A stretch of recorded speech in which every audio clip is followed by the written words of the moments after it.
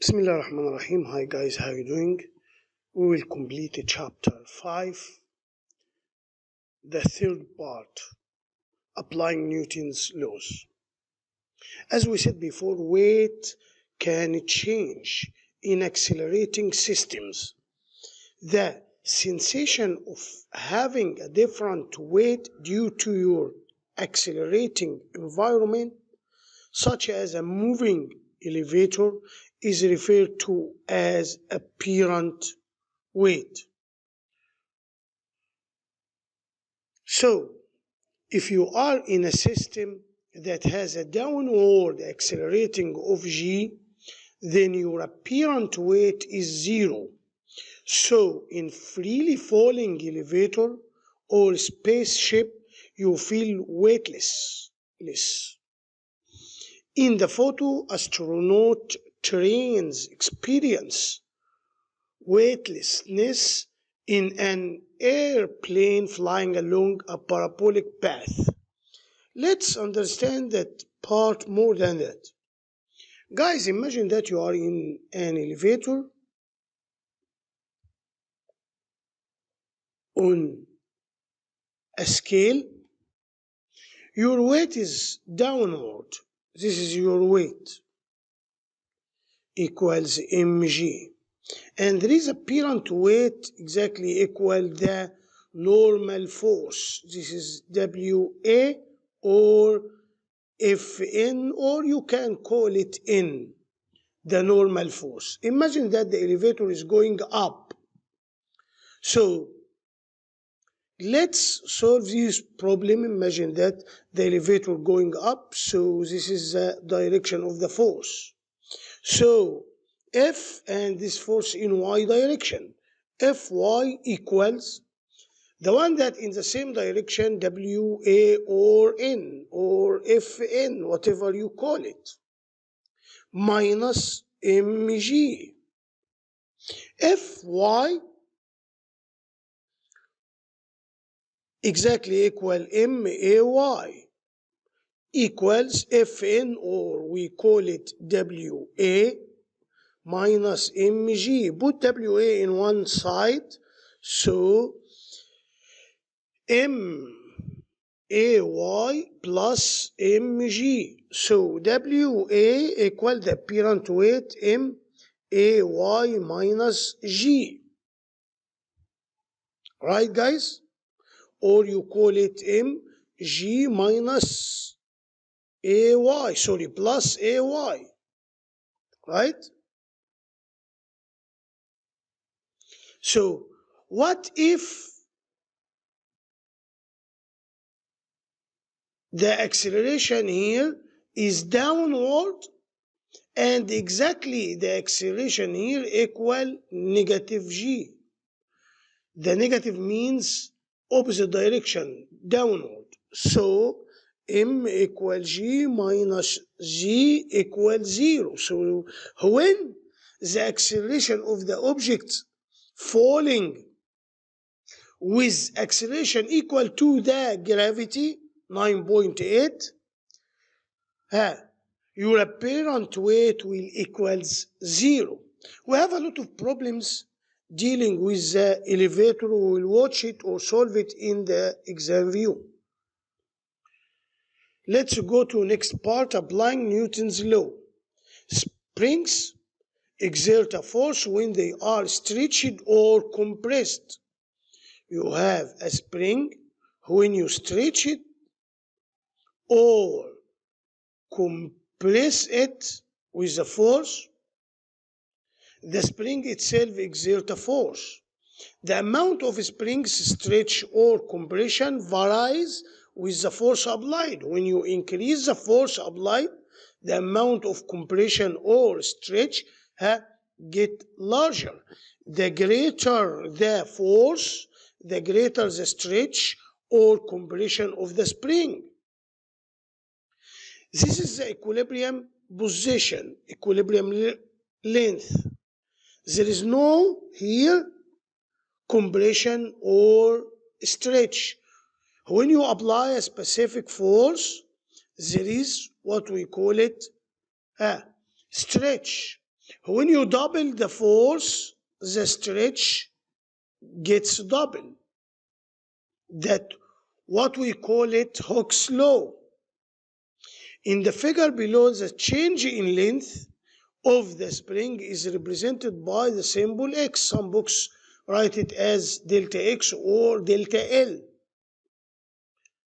This is the equilibrium position, equilibrium length. When you apply a force, the force equal K times X. This is the force is required to stretch a distance X. The X is a stretch. K is constant. We call it a spring constant. And K equal F over X. As you see, when F increase, the stretch increase. And from this equation, you know that K has units Newton per meter. This K, we call it spring constant, or Hooke's constant, or force constant. When the spring is relaxed and there is no change in length, X equals 0. When the spring is stretched, X represents the distance from the equilibrium position. This distance.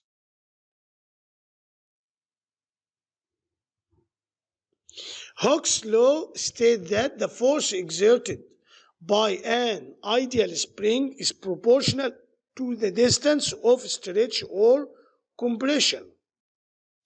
F equal Kx. Hooke's law may be written as an equation as follows. Force equals spring constant times the change in length, F equal Kx, as we said before. The constant K in Hooke's law is called spring constant. The units associated with K are Newton per meter. The larger the spring constant, so K equal F over X, the larger the spring constant K, the greater the force exerted by the spring. The greater the force exerted by spring. A large spring constant corresponds to a stiff spring. When K is large, means the denominator is so small, means the spring is stiff. By applying a large force, X is so small. Objects with zero acceleration are said to be in equilibrium. Objects with zero acceleration are said to be in equilibrium. Zero acceleration means the summation of the forces acts on the object is zero. And it may happen if the object at rest or moving with constant velocity.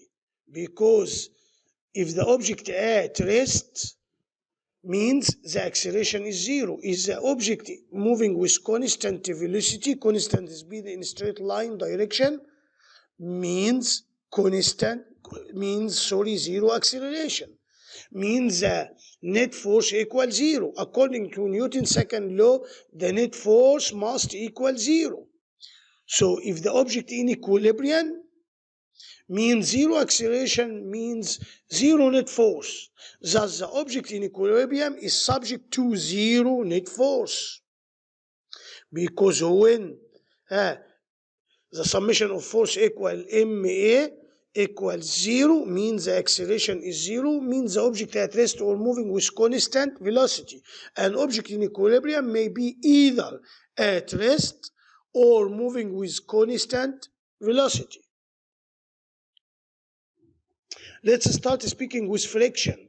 The force that opposes the motion of one surface over another is called friction. So imagine that you are pushing something toward the right. This is the direction of the motion. This is the direction of the friction. Friction force always opposes the motion. When one object moves relative to another, the forces that opposes the motion of one surface over another is called friction.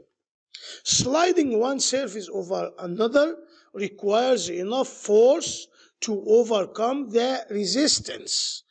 This resistance called friction, caused by. What is the reason for the friction or this resistance? When you try to move something, slide something over another, the microscopic hills and valleys bumping against one another. Imagine it is viewed at a microscopic scale. Can you see the bumps and valleys here and the hills in the two surfaces? There is a resistance when you try to slide one surface over another. Even a smooth surface is rough. Put in your mind. So when you try to move a pen here or a pencil here, after a while it stops because of friction, because the surface is not smooth. Friction has both negative and positive aspects. Friction reduces the efficiency of machines. You lose some energy because of friction. On the other hand, we couldn't walk or run without friction. You can't stop without friction. You can't walk, you can't run. There are two types of friction. We have two types of friction. Kinetic friction, when one object moves relative to another, and static friction, when the two objects at rest relative to each other. Kinetic friction is the friction encountered when surfaces slide against one another or move against one another. The magnitude of the force of kinetic friction depends on the normal force. There is an equation describe that. As in the figure below indicate, the force of kinetic friction is proportional to the normal force. When you increase the weight, means you are increasing the normal force, because you know well that the weight equals the normal force. So when doubling the normal force means double the weight, double the normal force, it doubles the force of kinetic friction. You need more force to move the object, to encounter the friction. So adding a second brake doubles the normal force, which doubles the force of kinetic friction. So the law that deals with kinetic friction, force of kinetic friction equal coefficient of kinetic friction, and it depends on the nature of surfaces times the normal force. For the object moves on level table, the normal force exactly equal the weight. There is a special case when an object moves on inclined plane. We'll describe it in problems. Friction, the constant mu k, or what we call it coefficient of friction, depends on the nature of the surfaces. Mu k equal Fk over N. This is measured in newtons, the force of friction, and normal force also measured in newtons. So mu k, we call it, sorry guys, mu k, it is unitless, dimensionless. It doesn't have a unit. It is just a number because it is a ratio between two forces. The constant mu k in the equation is referred to the coefficient of kinetic friction. The larger the coefficient of friction, the greater of the force of friction, sure. As the table below indicate, mu k depends on the two interacting surfaces, depending on the nature of the surface. Look carefully here, rubber on concrete. This is mu k, the coefficient of kinetic friction, and this is static coefficient of static friction. Always the coefficient of static friction when the objects at rest relative to each other, it is larger than the coefficient of kinetic friction. Always the mu s, the coefficient of static friction, larger than the coefficient of kinetic friction. Look for these two examples. The rubber, like the tires of the car on concrete, on dry concrete, the kinetic friction 0.8. Look, it doesn't have a unit, guys. Rubber on wet concrete, it is 0.25. So when you are in a rainy day, take care while you are driving your car, because the coefficient of kinetic friction is less than the coefficient of kinetic friction in dry days. Got it, guys? The table also contains values of the coefficient of static friction, which will be discussed later. Friction. Experiments have shown that the kinetic friction between two sliding surfaces is proportional to the normal force, as we said, if F equal mu K times N. So the relation between the force of friction and normal force directly proportional. Is the same regardless of the speed of the surface.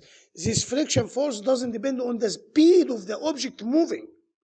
It's the same regardless of the area. It doesn't depend on the area of the object moves, area of contact between the surface. It only depends on the nature of the surface, represented by the coefficient of kinetic friction and the normal force. Static friction, when the two objects at rest relative to each other, is the force that opposes the sliding of one non-moving surface past another. Like kinetic friction, static friction is due to microscopic surface irregularities.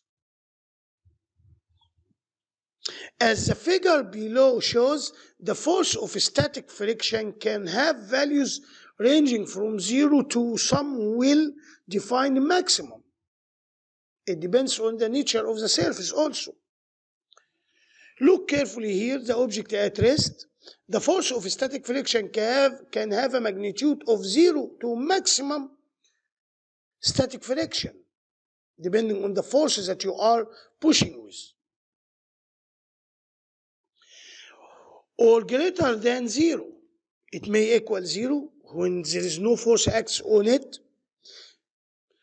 or greater than 0. Up to maximum value. Then the object starts to move. Once sliding begins, however, the friction is kinetic and has a magnitude less than the maximum values of static friction. So put in your mind the magnitude of the kinetic friction is less than the magnitude of maximum static friction. A stationary object, an object at rest, begins to move when the applied force equals the maximum force of static friction. Once an object is moving, kinetic friction comes into play. Imagine that you are trying to push a stalled car. If it is not moving at all, you need more force to push it. Just to start to move, you don't need as much as force as you did while the car is still, while the car at rest. So the maximum force that static friction can exert is given by the following expression. Maximum force of static friction, if S max equal mu S, the coefficient of static friction times also normal force. So When you solve the problems, put in your mind if the object is moving or at rest. In this equation, mu is the coefficient of static friction. Always, coefficient of static or kinetic friction do not have units. In general, mu s is greater than mu k. Put in your mind, mu s larger than mu k always. This means that the force of static friction is usually greater than the force of kinetic friction. So F is larger than Fk. Friction plays an important role in driving safely. When a car is moving with its tire rolling freely, the friction between the tires and the road is static friction. Again, when a car moving with its tires rolling freely, the friction between the tires and the road is static friction. Even though the car and tire are moving forward, at any instant the bottom of the tire is at rest with respect to the ground. This is why the wheels in older cars often lock during panic braking. This causes the bottom of the tire to slide along the surface of the road. Sliding means now it is kinetic friction has taken over, which result in a reduction in the frictional force between the tire and the road. So anti-lock parking systems, what we call it ABS, use electronic rotation sensors to detect when a wheel is about to skid. A computer then automatically starts pumping the brakes. This pumping allows the wheel to continue rotating, allowing the car to come to rest. So it returned to static friction, using static friction rather than the kinetic friction, because static friction is larger than kinetic friction that helps in stopping the car. You don't deal with problems about that. In engineering college, you will deal about problem with that. Friction. The figure below show example of stopping distance with and without ABS.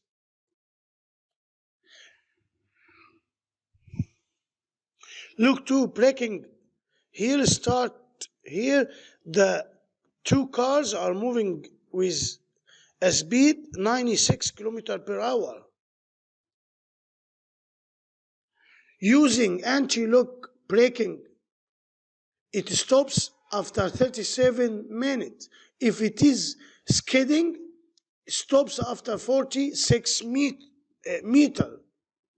Look here, for the red car, both are moving with 48 km per hour. Braking starts here, so it needs 12 meters to stop. Here it needs only 9 meters, so the cars that has ABS better than without. Now we stopped here, we finished chapter 5. There is solving for exam view problems, and other problems will be in revising videos. God save all of you guys.